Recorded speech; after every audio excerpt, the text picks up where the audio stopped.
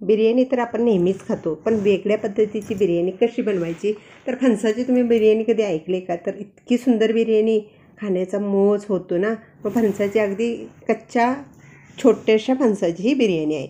तर चिकन मटण फेल होईल अशी ही बिर्याणी. हा फणस आहे बघा, असा फणस घ्यायचा. विळीला मी तेल लावले आणि विळीवरच मी कट करून दाखवते तुम्हाला, कारण सुरीचं काय काम जास्त लागलं असं वाटत नाही. हाताला तेल लावले. आता त्याच्यात पांढरा शुभ्र चीक असतो तो हाताला लागतो म्हणायचं, आणि त्याच्यामुळे काढून ठेवायचं. आता मी साल आणि आतला गर त्याच्यातला काढून टाकते. आता ह्याचे छोटे छोटे मी पीसेस केलेत. अगदी छान मटणाच्या तुकड्यासारखे तुकडे होतात बरं का, आणि खायला पण चव तशीच लागते. पण ही व्हेजिटेबल बिर्याणी म्हणायची. तर हे तुकडे मी पाण्यात घालून ठेवलेत. आता आपण मॅगिनेट करण्यासाठी काय काय लागतं बघा. तर मी दही ठेवले. दह्याचा थोडा दगड झाला आहे फ्रीजमध्ये. त्याच्यात 3 चमचे मी धना पावडर घातली आहे. 3 चमचे मी बिर्याणी मसाला किंवा गरम मसाला दोन्हीतला एक. त्याच्यानंतर चवीनुसार मीठ. हे घाटी मसाला आहे आपला, लाल तिखट कोल्हापूरचं. त्याच्यानंतर आलं लसूण पेस्ट आणि हळद घातलेली आहे. चवीनुसार कोथिंबीर आणि पुदिना घातलेला आहे. आता हे सर्व मिक्स करायचं पहिल्यांदा, आणि याच्यात ते जे तुकडे होते ना, थोडीशी कसुरी मेथी घातली आहे. आता पाण्यातले तुकडे काढायचे फणसाचे, कच्ची कोयली ही याला म्हणतात, आणि ते सर्व लावून ठेवायचं. अगदी एक अर्धा तास तर आपल्याला हे ठेवायचं आहे, आणि अर्धा तास आपल्याला तांदूळ पण भिजत घालायचे आहेत बरं का. अगदी मस्त मॅगिनेट झालं पाहिजे. हा तांदूळ आहे, हा मी जेवढे आपण फणसाची भाजी घेतली आहे तेवढेच तांदूळ पण घेतलेत, आणि हे सर्व मी भिजत ठेवते. आता आपण काय करायचं आहे की अर्धा तास झालेला आहे, त्याच्यानंतर फोडणी करायची आहे. आपण कांदा पण तळून ठेवलेला आहे. अर्धा किलो कांदा घेतलेला होता, तो पण तळून ठेवला आहे. आता हा मला वाटते 100-125 ग्रॅम कांदा असेल, तो पण आपल्याला अगदी छान भाजून घेतला आहे मी. आता त्याच्यात मॅगिनेट केलेले हे फणसाचे तुकडे घालते, आणि हे आपल्याला शिजवून घ्यायचं आहे बरं का. थोडंसं तेलावर परतून घ्यायचं आणि पाणी घालून अगदी मस्त हे तुकडे शिजवून घ्यायचे. अगदी सुंदर रेसिपी होती बरे का. आणि अशाच रेसिपी पाहण्यासाठी तुम्हाला शालीन डॉटर या यूट्यूब चॅनलला सबस्क्राईब करायचं आहे. आता दुसरीकडे पाण्यात मी सर्व मसाले टाकून घेतलेत.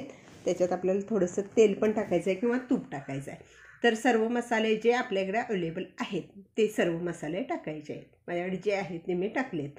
आता हे पाणी उकळलं की आपल्याला त्याच्यात मीठ घालायचं आहे, आणि त्याच्यानंतर तेल टाकून पाणी छान उकळलं की त्याच्यात तांदूळ घालायचे आहेत. अगदी 80% भात हा आपल्याला शिजवून घ्यायचा आहे.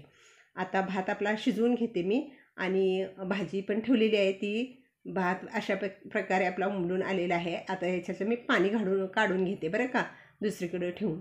आणि आपली भाजी शिजलेली आहे. आता मी कुकरला दुसऱ्यात तेल लावून घेते. पूर्ण बाजूने तेल लावून घ्यायचं आहे. थोडं जास्त तेल टाकते. आता लेअर लावते बरं का.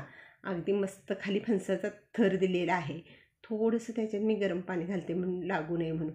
आणि आता भाताचा लेअर देते. भाताचा लेअर देऊन झाला ना की परत आपल्याला तळून ठेवलेला कांदा वगैरे घालायचा आहे. छान लेअर देऊन झाला. आता तळून ठेवलेला कांदा घालते.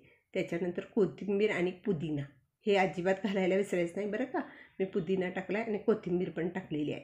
परत एकदा आपल्याला ह्या फणसाचा लेअर द्यायचा आहे. असे मी 3 लेअर देते बरं का.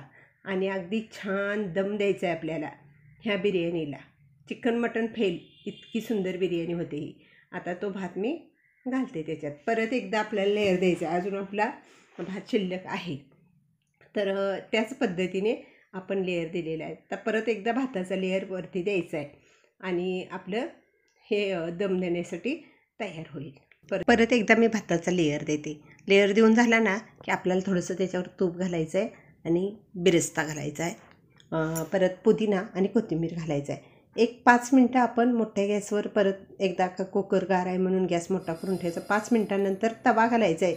10 ते 15 मिनटं खाली कुकरच्या, आणि मंद गॅसवर आपल्याला ही बिर्याणी करून घ्यायची आहे. अगदी छान मस्त चवील अशी ही बिर्याणी चिकन मटण फेल. मी तुम्हाला अगोदरच सांगितलं आहे की ह्या फणसाच्या बिर्याणीची चव अतिशय सुंदर आहे. तुमच्याकडे अवेलेबल